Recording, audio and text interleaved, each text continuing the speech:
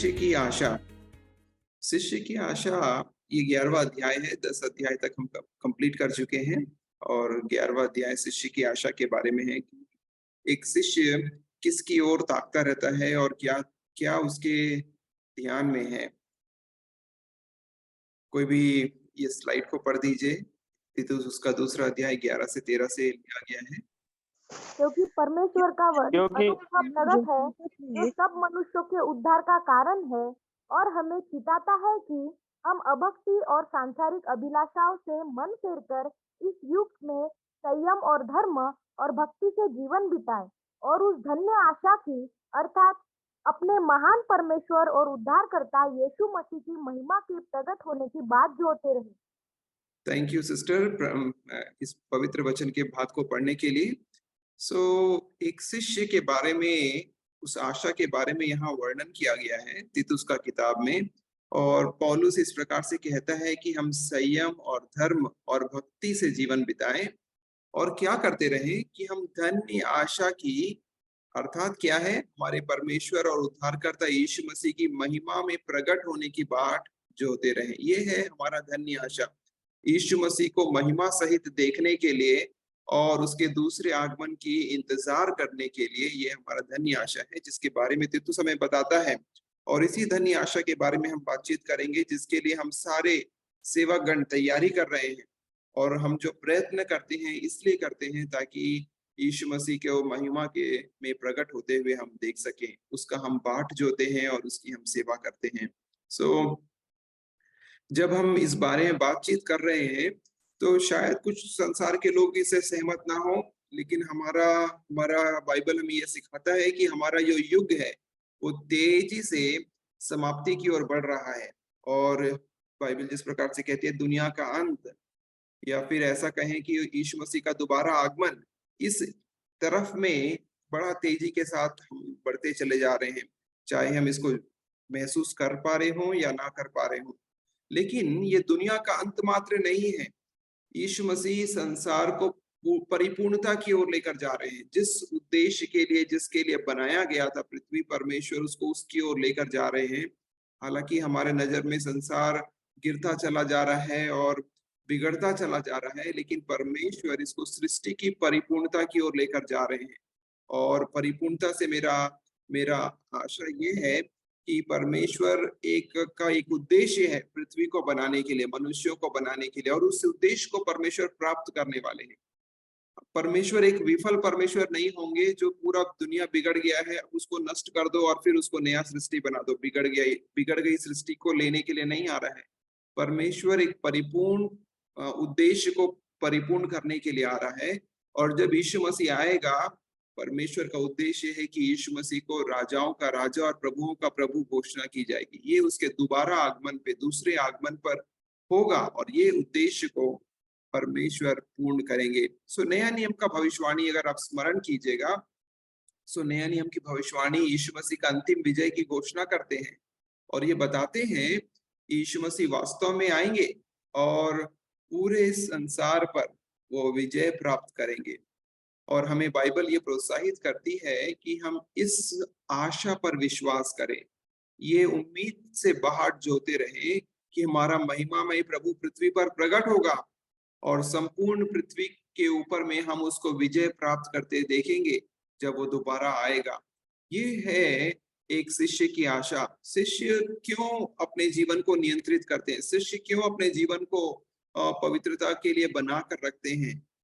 शिष्य इसलिए बनाकर रखते हैं ताकि हम यीशु की महिमा के समय में पवित्र होकर अपने आप को भी उसके सामने प्रस्तुत कर पाए। जब वो पृथ्वी पर विजय प्राप्त करेगा, अपने महिमा को दिखाएगा, हम भी उसके साथ उस महिमा में खड़े रहेंगे। मसीह का जो शिष्य है उसका जो धन्य आशा है ये नहीं है कि कलीसिया का, हम जिस चर्च के भाग हैं, जिस कलीसिया का भाग है उसका ही स्वर्गारोहण होगा। ये तो निश्चय ही होगा। और आपका कलीसिया, आपके लोग और दूसरों को कलीसिया जो आज सुन रहे हैं मेरे को, हम सबों का कलीसिया का स्वर्गारोहण होना निश्चय ही है। और स्वर्गारोहण के साथ साथ हम भी उसमें शामिल होंगे। लेकिन ये महान उद्देश्य का सबसे बड़ा भाग नहीं है। सबसे बड़ा भाग ये है कि परमेश्वर यीशु मसीह को लोगों के सामने में महिमावंत करेगा। जब वो पहली बार आया था, यीशु मसीह को बहुत लज्जा का सामना करना पड़ा था।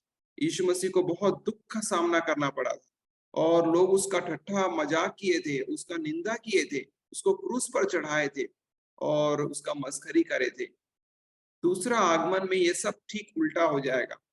अभी दूसरा आगमन में जिन लोगों के सामने में जिस पृथ्वी पर यीशु मसीह को लज्जित किया गया था, क्रूसित किया गया था, उसी पृथ्वी पर यीशु को महिमा सहित प्रकट किया जाएगा। इसीलिए दूसरा आगमन हमारे लिए विशेष है, क्योंकि यीशु को राजाओं का राजा का ताज पहनाया जाएगा, प्रभुओं का प्रभु का ताज पहनाया जाएगा और वो सबों के सामने में महिमामयी करके प्रकट किया जाएगा। जो यीशु का दोबारा आगमन है, इसको कई बार हम स्वयं पर केंद्रित करके सोचते हैं, मैं स्वर्ग जाऊंगा कि नहीं, मेरा उद्धार होगा कि नहीं। ये जो दोबारा आगमन है, ये स्वयं से बढ़कर एक एक घटना घटने वाली है, जहां हम अपने ऊपर का जितना बात है, मैं मेरा उद्धार होगा कि नहीं, मैं यीशु के साथ मेरा शरीर का महिमामय शरीर में परिवर्तित होगा कि नहीं, मेरे को स्वर्ग में जगह मिलेगा कि नहीं, ये स्वार्थ का विचारों से परे एक घटना घटने वाला है। यीशु मसीह एक व्यक्ति केंद्रित योजना नहीं बना रहा है। यीशु मसीह पृथ्वी केंद्रित योजना बना रहा है। पृथ्वी का क्या होगा और पृथ्वी पृथ्वी से परमेश्वर क्या करेंगे और इस संपूर्ण पृथ्वी पर यीशु मसीह का क्या क्या क्या यीशु मसीह के लिए घटना घटेगी, इस बात पर हमारा ध्यान रहना है। हमारा जब प्रभु महिमा के सहित प्रकट होगा, वो सारे लोगों को दिखाई देगा महिमा में और सब लोग, जैसे रेवलेशन प्रकाशित वाक्य 7:9 में हम लोग पढ़ते हैं, हर एक कुल, हर एक भाषा, हर एक जाति के लोग उसका महिमा गाएंगे और उसका स्तुति करेंगे, प्राचीन उसके सामने में झुक जाएंगे। आप यीशु की महिमा को देखने के लिए तैयार रहें, क्योंकि यही शिष्य की आशा है। हम ये आशा अवश्य कर सकते हैं कि हमारा भी देह परमेश्वर के देह में, महिमामय देह में प्रकट हो जाएगा, लेकिन इससे बड़ा हमारा आशा ये है कि हम यीशु को उसकी महिमा में देखेंगे। हम यीशु को हम यीशु मसीह को हमारा समान समझते हैं, लेकिन वो वास्तव में एक महिमामय प्रभु है और उसको आमने सामने देखेंगे। और पौलुस इसके बारे में कहता है, अभी तो हम धुंधला सा दिखाई देता है, लेकिन उसको एक दिन आमने सामने देखेंगे। ये है एक शिष्य की आशा और इस महिमामय घटना को हम अपने आंखों से दृष्टि करेंगे। स्वार्थ से बड़ी एक घटना घटने वाली है। हम स्वयं केंद्रित विचार से अगर हटकर जब इसको देखेंगे, ये महिमामय घटना हमारे लिए एक आशा का घटना बन जाएगा।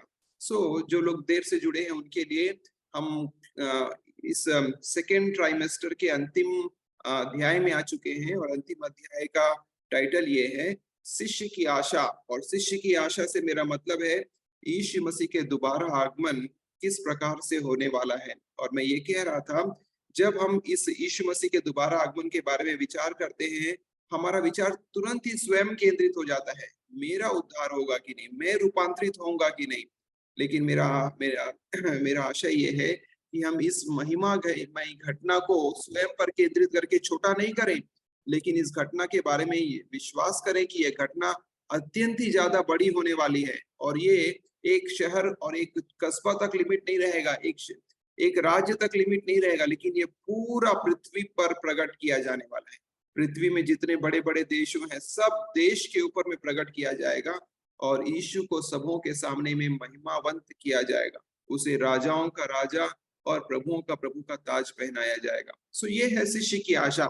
युग का जब परिपूर्णता होगा, जब युग का समाप्ति होगा, तब राजाओं का राजा का ताज हमारे प्रभु यीशु मसीह को पहनाया जाएगा और इस गौरवमय स्थिति को, घटना को दृष्टि करने के लिए हम सब लोग नजरें लगाए रहते हैं। हमारा पाठ जो होना है कि यीशु मसीह को पृथ्वी पर कब सम्मानित किया जाएगा और कब लोग उसको अपनाएंगे, कब, जब बाइबल का भविष्यवाणी कहता है हर एक घुटना टिकेगा, हर एक जीभ मानेगी कि यीशु ही प्रभु है, ये घटना इस समय में होगा। और इस उत्तम आशा के लिए हम बाट जोते हैं, जब सारा जीव यीशु मसीह को प्रभु के रूप में स्वीकार करेगी, सारे घुटने उसके सामने में टिक जाएंगे।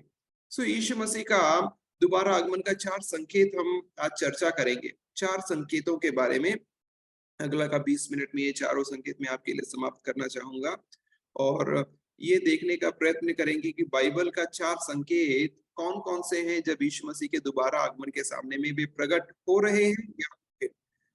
जब हमारे पीढ़ी ये दृष्टि करती है बाइबल के भविष्यवाणियों को, तो हमारे पीढ़ी के लोग सौभाग्यशाली हैं, क्योंकि हमारा पीढ़ी में अंतिम दिनों का भविष्यवाणी पूरा होते चला जा रहा है।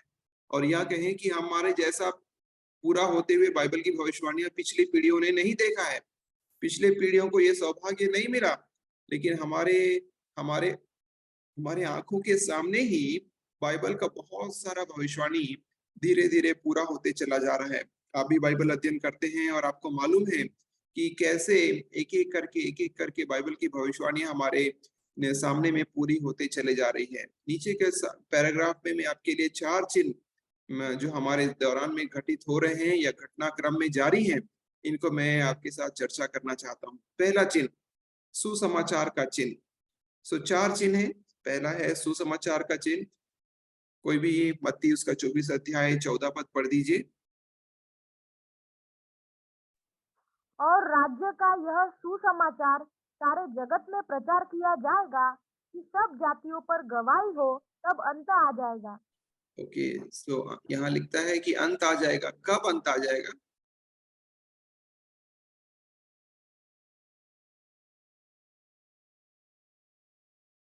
राज्य का सारी जगत में, सुसमाचार सब जगत में सारी जातियों में तो समाचार प्रचार किया जाएगा, तब अंत आ जाएगा। ओके, ये एक चिन्ह है। यीशु मसीह का दोबारा आगमन हो जाएगा, अंत आ जाएगा। कब आ जाएगा? जब सारी जातियों में सुसमाचार प्रचार कर दिया जाएगा।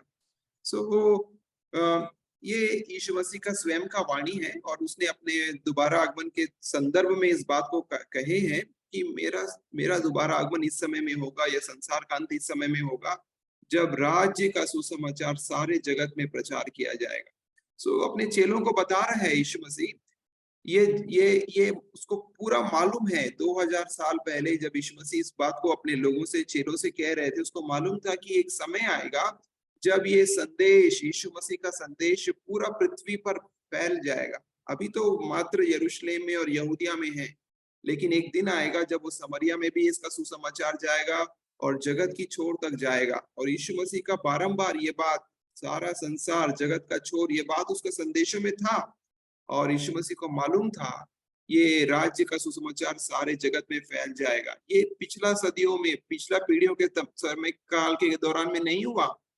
ये घटना हमारे दिन में अभी घट रही है। इसके समान हमारा भारत में भी इतना लोग मसीह को कभी नहीं जानते थे जितना आज के समय में मसीह को जानते हैं। और यहाँ तक कि पहले यीशु मसीह का नाम सुनने से लगता था ये कौन सा आदमी है, कहाँ रहता है, कौन सा गांव में है, भारत का है, भारत के बाहर का है, ऐसा लोग भी पूछते थे। लेकिन आज उनको मालूम है यीशु मसीह कौन है। मेरा कहने का मतलब है, भारत का राज्य ही नहीं, मेरे सामने में एक मैप भी दिखा रहा हूँ जो ऊपर में छोटा करके लिखा हुआ है। आप देखिए उसमें यीशु मसीह का संदेश कहाँ कहाँ फैला हुआ है।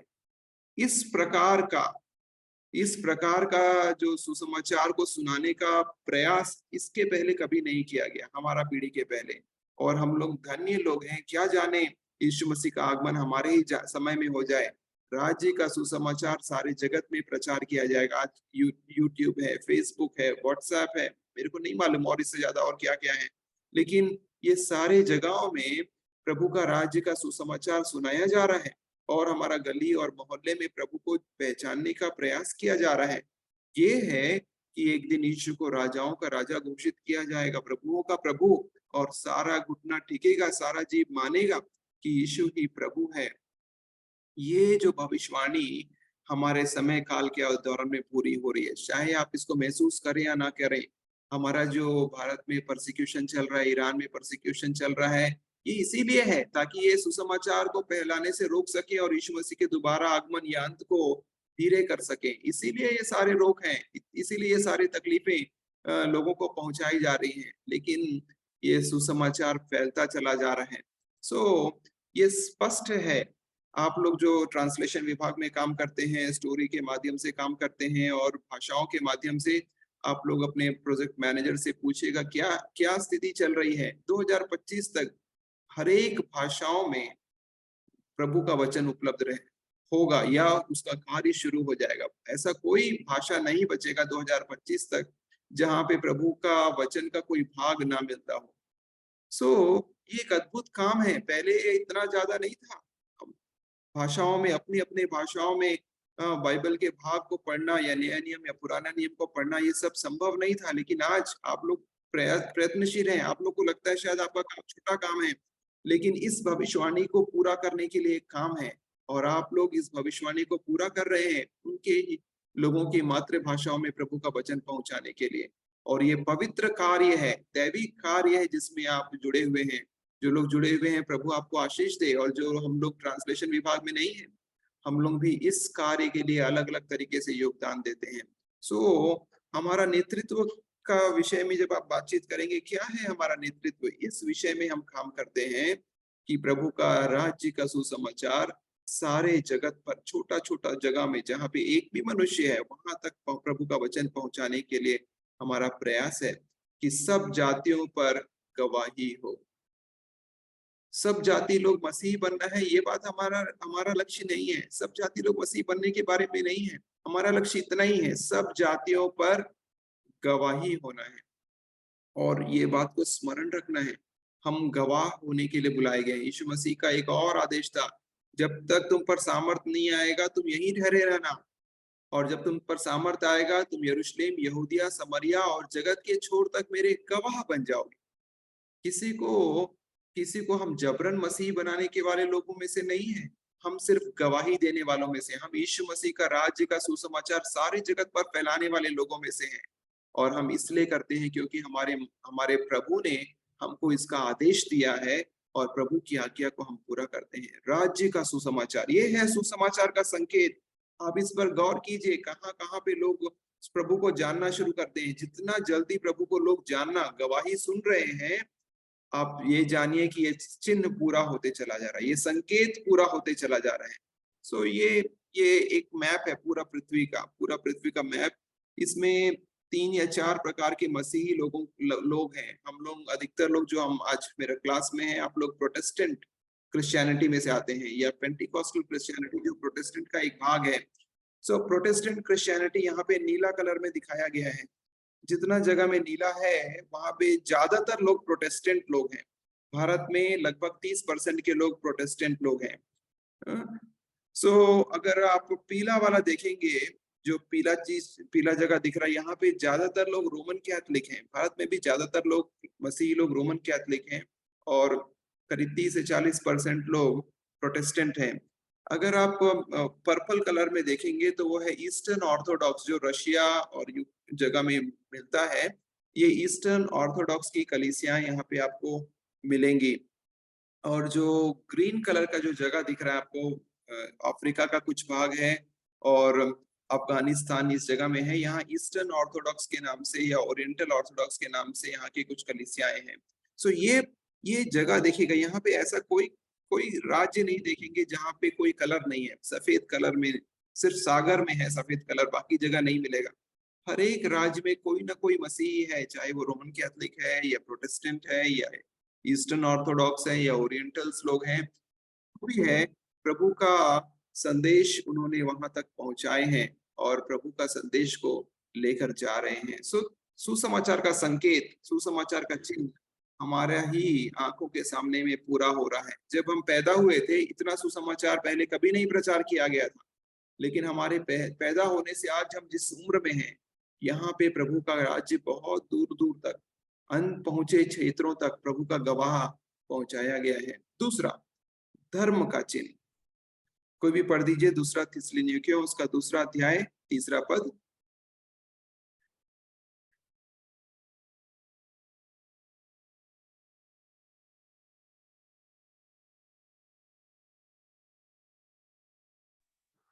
किसी रीति से किसी के धोखे में न आना, क्योंकि वह दिन न आएगा जब तक धर्म का त्याग न हो ले, और वह पाप का पुरुष अर्थात विनाश का पुत्र प्रकट न हो। ओके, सो धर्म का चिन्ह कब होगा प्रकट होना? 2 चीजें वहां पे लिखी गई हैं, कोई फिर से बताएंगे क्या चीज है?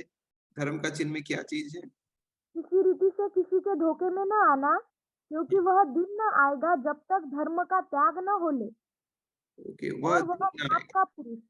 हाँ, वह दिन नहीं आएगा, वह दिन मतलब अंत का दिन नहीं आएगा। कब तक नहीं आएगा? जब तक धर्म का त्याग न हो। वो धर्म का त्याग नहीं होगा।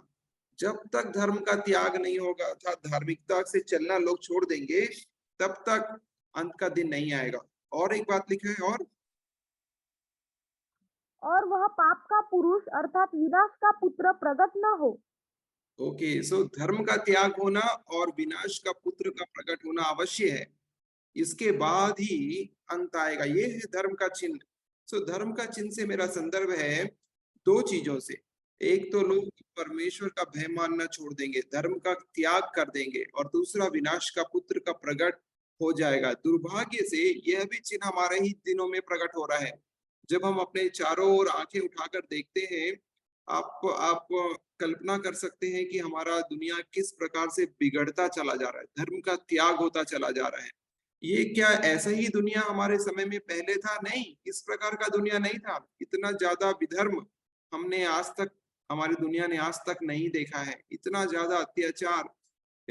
अभी अभी अधर्म को लीगल बनाया जा रहा है। एक ही स्त्री स्त्री से शादी करना, पुरुष का पुरुष से शादी करना, इस प्रकार का नियम वैध होता जा रहा है और लोग धर्म को त्याग करते चले जा रहे हैं। ऐसे ऐसे विधर्म जिसके बारे में हम कल्पना भी नहीं कर सकते थे, अब वो लीगल होता चला जा रहा है। अब उसको करने से किसी पर कोई कुछ पाबंदी नहीं रहेगी। वे लोग कानून के अनुसार से, कानून के छत्र छाया में विधर्म का काम कर सकते हैं।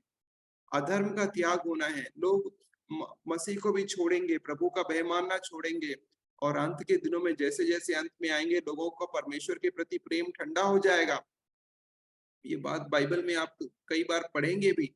सो ना केवल परमेश्वर के प्रति प्रेम ठंडा हो जाएगा, लेकिन परमेश्वर से दूर जाने के कारण लोग बुराई में बढ़ जाएंगे। जैसे सदोम और अमोरा के दिनों में बुराई बढ़ते चले गई थी, व्यभिचार चरम पर पहुंच गया था। हमारा पृथ्वी भी व्यभिचार से भर गया है और हत्या और लहू से भरा हुआ है। और ये जो पृथ्वी है, ये विधर्म से भरती चली जा रही है। एक कोई भी मत्ती 24:12 भी पढ़ दीजिए।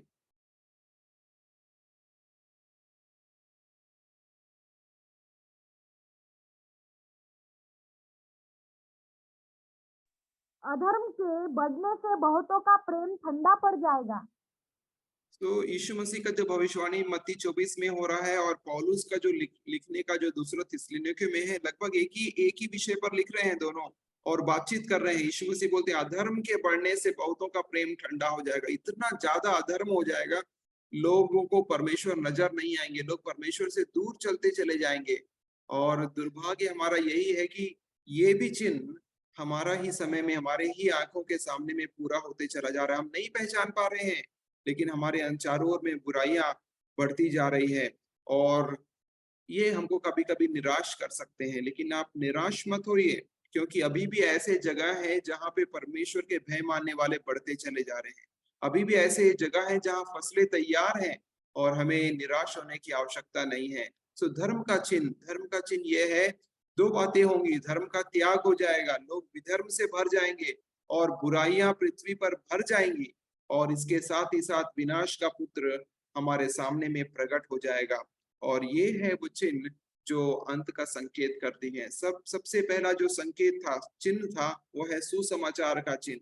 सुसमाचार सारे दुनिया में प्रचार किया जाएगा और तब अंत आ जाएगा। दूसरा धर्म का चिन्ह, और जब तक लोग परमेश्वर से दूर होना शुरू नहीं करेंगे और पूरी पृथ्वी पर विधर्म नहीं हो जाएगा, और जब तक विनाश का पुत्र प्रकट नहीं होगा, अंत नहीं होगा। तीसरा, राष्ट्र का संकेत लूका रचित सुसमाचार उसका 21 अध्याय और 25 से लेकर 26 तक।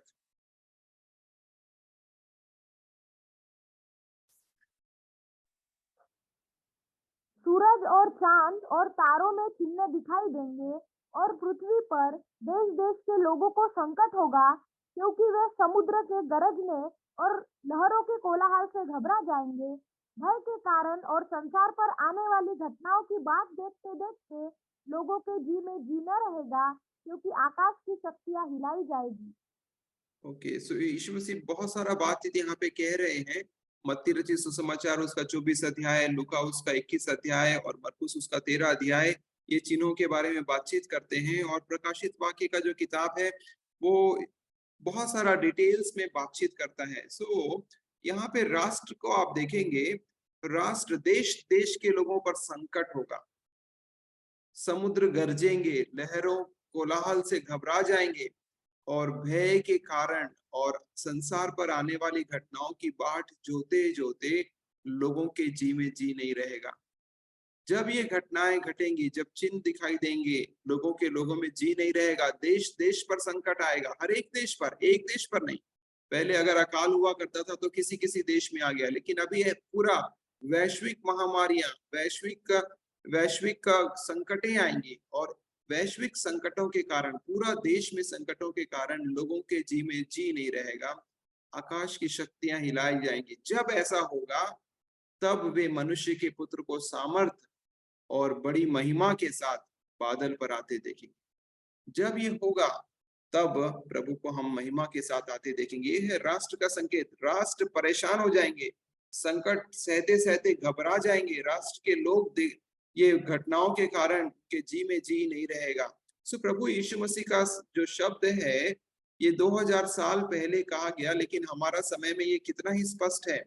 लोग संकट के कारण कैसे व्याकुल हो जाएंगे। अब इसका एकमात्र उदाहरण आपको पिछला 3 वर्ष 2.5 वर्ष से आप जब कोविड में होकर गुजरे हैं, आपको मालूम है कम से कम भारत में ऐसा कोई परिवार नहीं छूटा है जो इसका कोविड के असर का ग्रसित नहीं है। किसी के घर का मृत्यु, किसी का परिवार के घर का मृत्यु, और स्वयं के ऊपर में जो संकट है। और आप कहानियां सुनिए, लोगों का बताएंगे कि किस प्रकार के संकट के दौर से वे गुजरे हैं।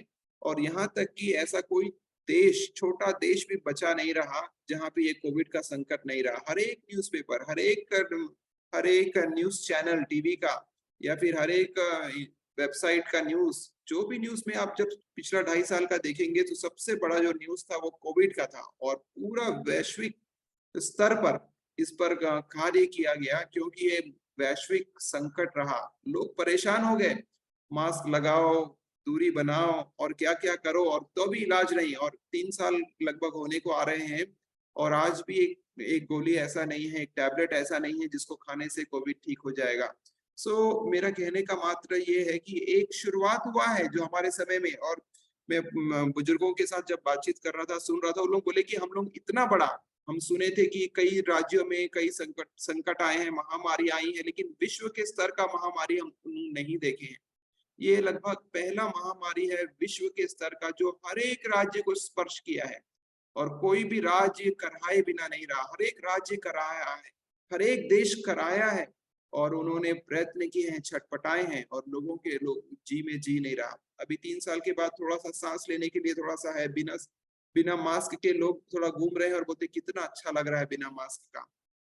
इसके साथ ही साथ अगर आप पूरा विश्व का राजनीतिक संबंधों पर आप देखिएगा, रूस और यूक्रेन का युद्ध अभी चल रहा है, भारत और चीन में टेंशन है, भारत और पाकिस्तान में टेंशन है, इसराइल और ईरान का टेंशन, इसराइल और सीरिया का टेंशन, ताइवान और चीन, अफगानिस्तान और तालिबान, ग्लोबल वार्मिंग का संकट, आर्थिक तंगी, पता नहीं है, ये छोटा सा लिस्ट है। और जब ये लिस्ट जब संसार को टच करना शुरू करेगा, संसार को परेशान करना शुरू करेगा, तभी जब हम जानेंगे ये जी में जी रहने का नहीं रहने का मतलब क्या है। ये है राष्ट्र का संकेत, जो चिन्ह हमारे समय में पूरा होते जा रहे हैं। और अंतिम में यहूदी का चिन्ह, लूका उसका 21 अध्याय उसका 24 पद पढ़ दीजिए। वे तलवार के कौर हो जाएंगे और सब देशों के लोगों में बंदी होकर पहुंचाए जाएंगे, और जब तक अन्य जातियों का समय पूरा न हो तब तक यरूशलेम अन्य जातियों से रौंदा जाएगा। ओके, चौथा चिन्ह है यहूदी का चिन्ह।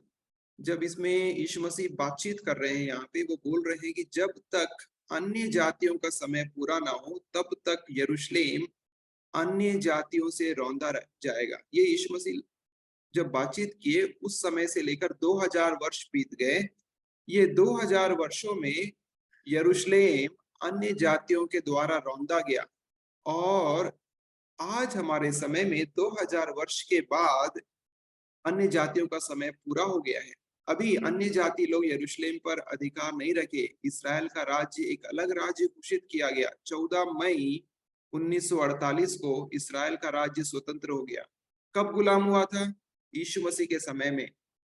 और उस समय के बाद जब रोमियो ने यरूशलेम को तबाह कर दिया था सन 70 में, उसके पश्चात ये 14 मई 1948 का समय है जब स्वतंत्र किया गया इस्राएल।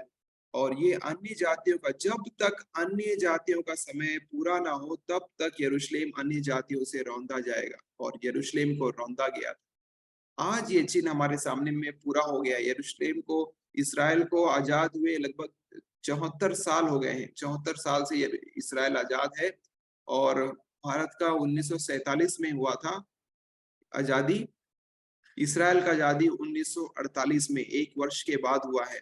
और परमेश्वर का ये चिन्ह कि यरूशलेम जब तक अन्य जातियों का समय पूरा ना हो वो रौंदा जाएगा, ये भी हमारे समय में पूरा हुआ है। मेरा कहने का मतलब है, यीशु मसीह के अंत के 4 विशेष चिन्ह जो बाइबल में प्रकट है, वो हमारे समय में या तो पूरे हो रहे हैं या पूरे होने के कगार पर आ गए हैं। और शिष्य का उत्तम आशा यही है कि हम उसकी बाट जो है, यीशु को राजाओं के राजा और प्रभु के प्रभु होते हुए। आइए हम प्रार्थना करें। उसके पश्चात पास्टर कपिल पॉल आगे का क्लास में हमारी अगुवाई करेंगे। सिस्टर भूरी चौहान यदि हम हमारे बीच में है, कृपया अनम्यूट करके प्रार्थना कीजिए। ओके सर, आइए हम प्रार्थना करें। धन्यवाद सर्वशक्तिमान जीवित परमेश्वर, पवित्र राजा, तू जो था है और आने वाला जीवित परमेश्वर पिता, हम आपको दिल से धन्यवाद देते हैं आज की सुबह में परमेश्वर पिता तेरे पवित्र सुंदर आगमन के लिए। जो परमेश्वर पिता वचन, जो मैसेज परमेश्वर सुना परमेश्वर, उनमें हम आशीषित हुए प्रभु जी। तेरे महान आगमन के लिए प्रभु तैयारी करने के लिए परमेश्वर, तेरे पवित्र वचन परमेश्वर पिता हमारे बीच में परमेश्वर पिता बोला गया है, वो प्रभु तेरा धन्यवाद करते हैं। उस वचन के अनुसार हम आशीषित हो और आगे बढ़े, मजबूत होए प्रभु जी। और परमेश्वर पिता तेरे दास को तेरे हाथ में सौंपते परमेश्वर पिता, आशीष सर को तेरे हाथ में सौंपते परमेश्वर, उन्हें आशीष कर प्रभु, और भी बुद्धि समझ के साथ ज्ञान और प्रकाशनों से भरकर प्रभु तेरे पवित्र वचन हमें सिखाने के लिए मदद सहायता करना, उन्हें ब्लेस करे, आशीष करे पिता। धन्यवाद परमेश्वर पिता, आपने हमारी प्रार्थना सुना, विनती सुना। धन्यवाद यीशु तेरे नाम से हम मांगते हैं, आमीन। आमीन आमीन।